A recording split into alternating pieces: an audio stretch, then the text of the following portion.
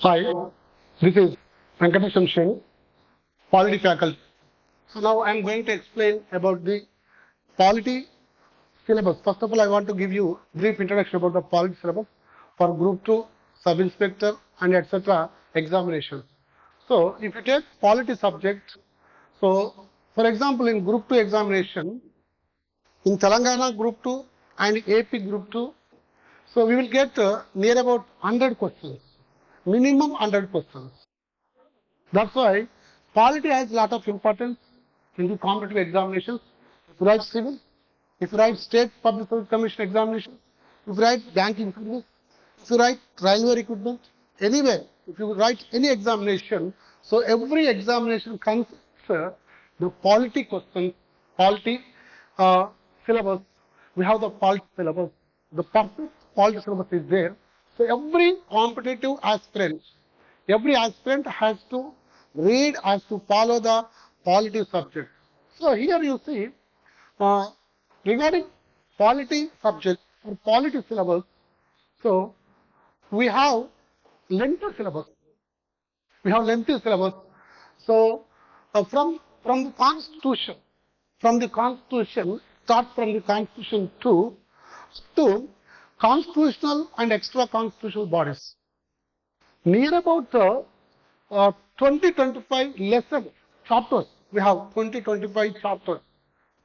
That's why what I'm saying. So we have to prepare, we have to study thoroughly all the lessons, all the chapters. So for example, you see, in Andhra Group 2 examination, we have 3 modules. We have 3 modules in polity syllabus, like screening test, general studies paper 1, and second paper in mains general studies paper 1 and mains paper 2. Altogether they will have 100 to 110 questions. 100 marks, 110 marks. Even though in Telangana also, in Telangana Public Service Commission Group 2 examination also, it has same up to 100 marks questions, up to 100 marks, up to 100 marks. That's why, so here is the most important concept, polity or, here polity or governance. Recently, the government of Telangana and Andhra Pradesh, they included the what we can say governance part also, governance, e-governance. So governance part also was included in the syllabus of Group 2 other examinations. But anyhow, what I'm saying, as a senior faculty, what I'm saying, so polity is the essential subject. Polity is most important subject. So here we start concept, first module. We can say first module in the polity syllabus. It is the very beginning lesson, very first lesson, very beginning lesson, constitutional development. Constitutional development, as well as we can say historical background of Indian Constitution. This is the first topic in polity. If you complete this concept, then we will go for other chapter. But this is the introducing chapter, very first chapter. That's why we should have the broad idea on this chapter. So that is constitutional development, also called historical background of Indian Constitution. Okay, and you see, it is also called so the evolution of Indian Constitution. Evolution of the Indian Constitution. Okay, now I am coming to the point. First of all, regarding this chapter, we start from the definition of the Constitution. So we have to start from the definition of the Constitution. What is the definition? The definition of the Constitution.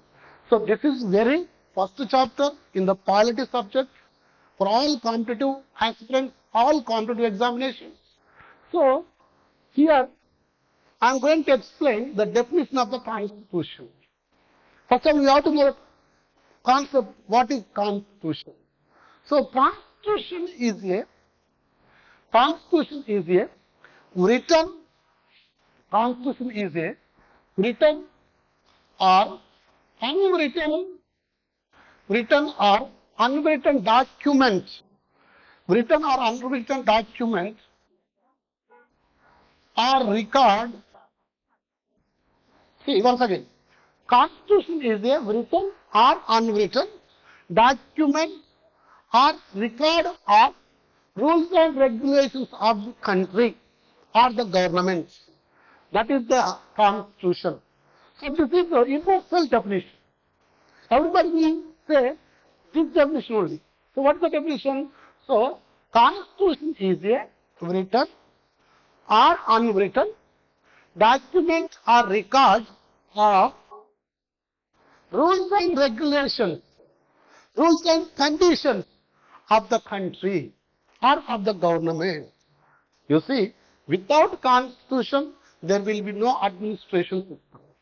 Without Constitution, there will be no the perfect process of administration system in the country. That's why every country needs the Constitution. So, the Constitution means written or unwritten document or record of rules and regulations. This is the most important point. Rules and regulations. Rules and regulations. And you can say simply it is a set of rules and regulations. Set of rules and regulations. Okay, this is the definition for the Constitution. This is the definition for the Constitution. Right? So, here written or unwritten.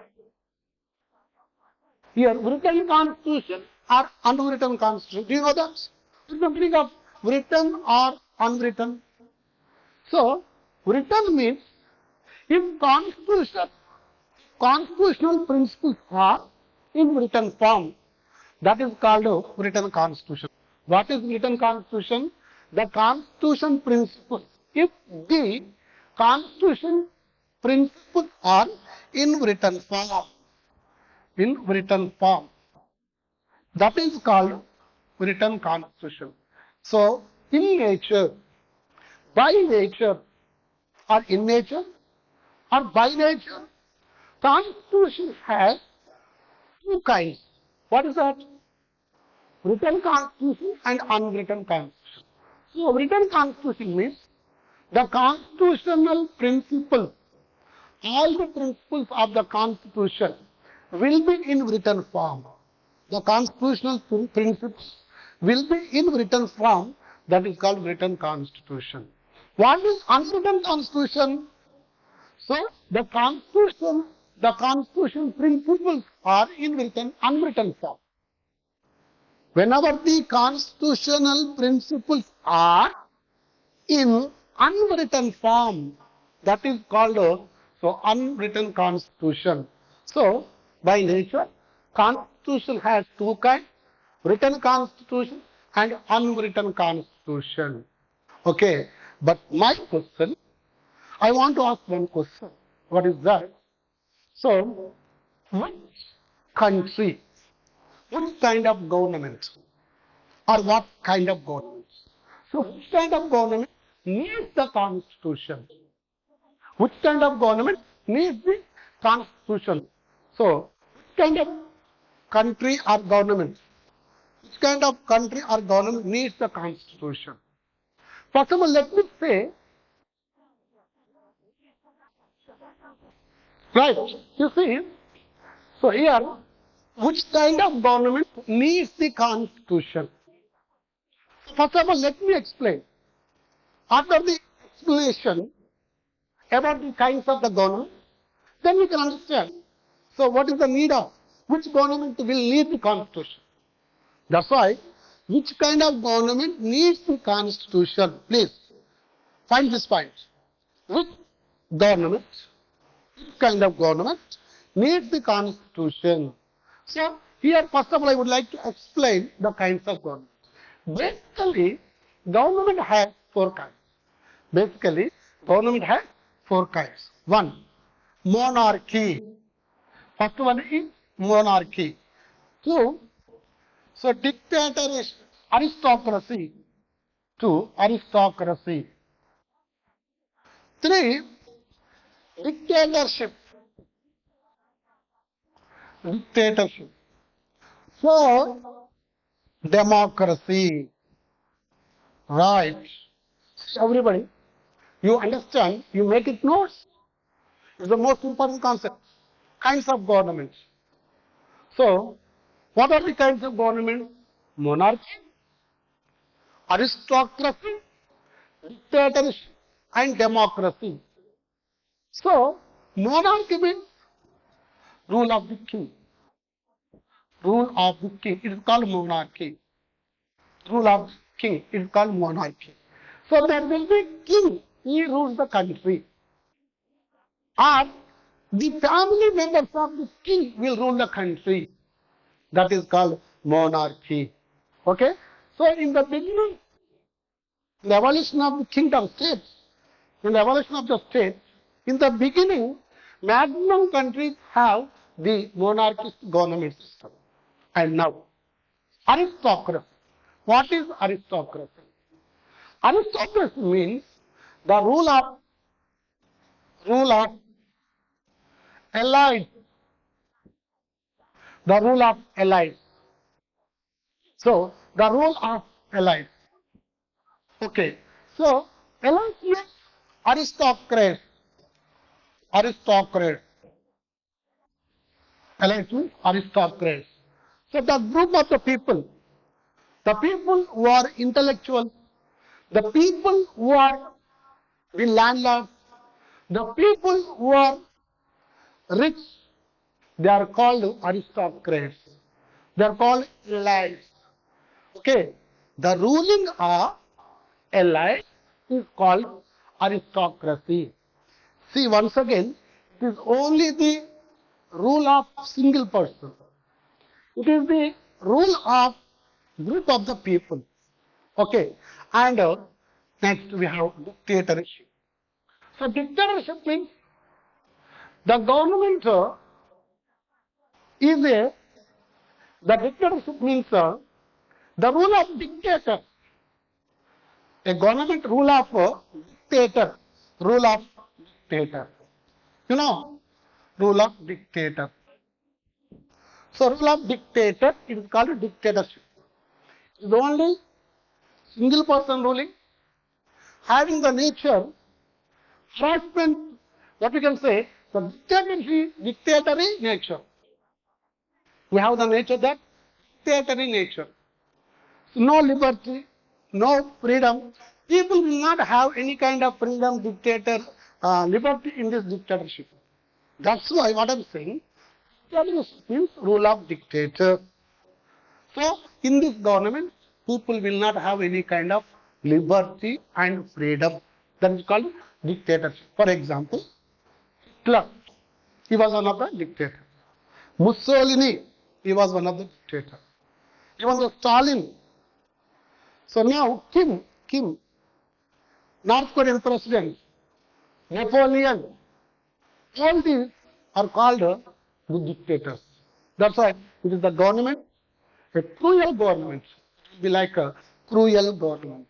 That is called rule of dictatorship. And democracy, rule of the people. Rule of the people. Right, you see, democracy means rule of the people. People will become the rulers. People will become the rulers, that is democracy. This government will provide the liberty, freedom, independence, individuality, rights, everything. But you see, this government will not provide the liberty, freedom, etc. So, half of the chance may be provided, may not be provided. Here, same thing. Here, nothing. Here, we have all the freedom. Liberty, freedom, rights, equality, independence, everything. So that's why this is the best government. So everybody knows that this is the best government. Okay. It is the best government. So among all these kinds of government, democracy needs the constitution. Democracy needs the constitution. Why? Because democracy, it is the rule of the people. Democracy is the rule of the people. So, people will rule the country as per the directions of the constitution, as per the insisting of the constitution. That is why, so democracy is the best government. It needs the constitution. Okay, so this is the information regarding kinds of government and which government needs the constitution means democratic government needs the constitution. You know, today so many democratic governments are there. Maximum democratic countries, democratic governments, they are ruling the country as per the directions of the constitution. Okay, so definition of the constitution, classification of the government or kinds of the government, and next one, so which kind of government needs the constitution. So three concepts are completed. Okay, now we are coming to one more important point. What is that?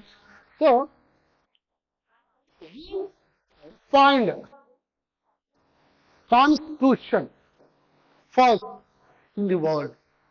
Who was the person? Who was the person who defined the constitution first in the world? Who was the person strived for the development of the constitution? So that was the person introduced the concepts of the constitution. Sorry, are you getting point? Are you getting? Yeah. So what I'm saying, who was the first person defined the constitution first? Second, who was the first person introduced the concept of constitution? Who was the first person strived for the development of the constitution? Who is that person? Tell me. So that was Aristotle. That was Aristotle.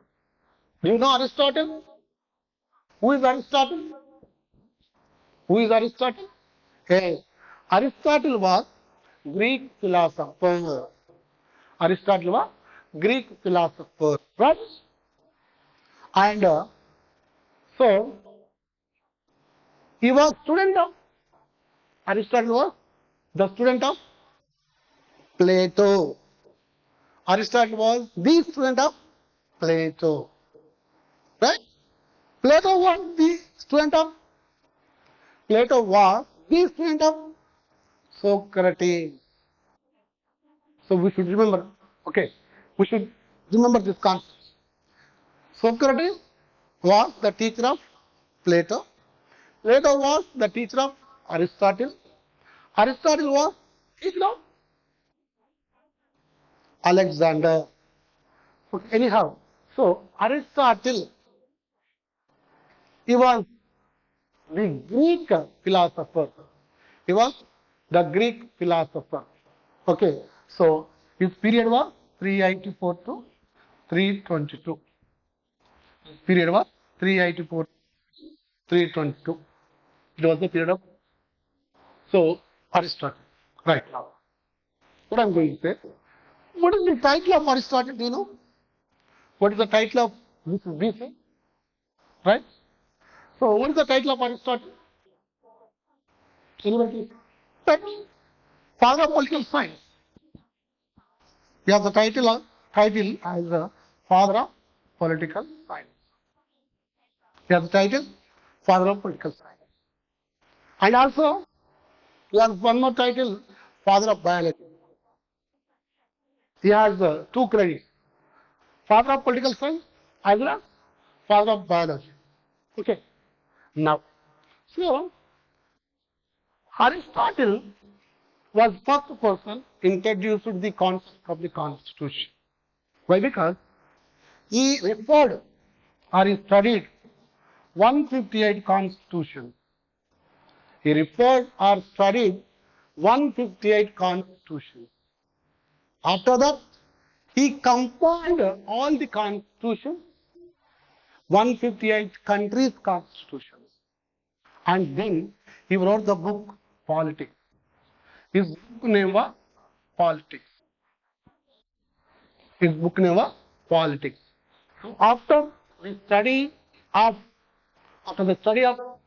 158 constitutions, he wrote this book Politics. He explained about the constitution. He explained about the democracy. He explained about the constitutional government system in this book, Politics. That's why whenever you read, whenever you know about the political constitution, then we have to remember this person. We have to know about the Aristotle.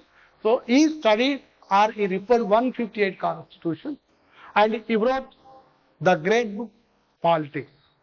Okay, that's why Aristotle was the first person introduced the constitution, defined the constitution, introduced the concept of the constitution and strived for the development of the constitution. That's why he became father of political science. Right?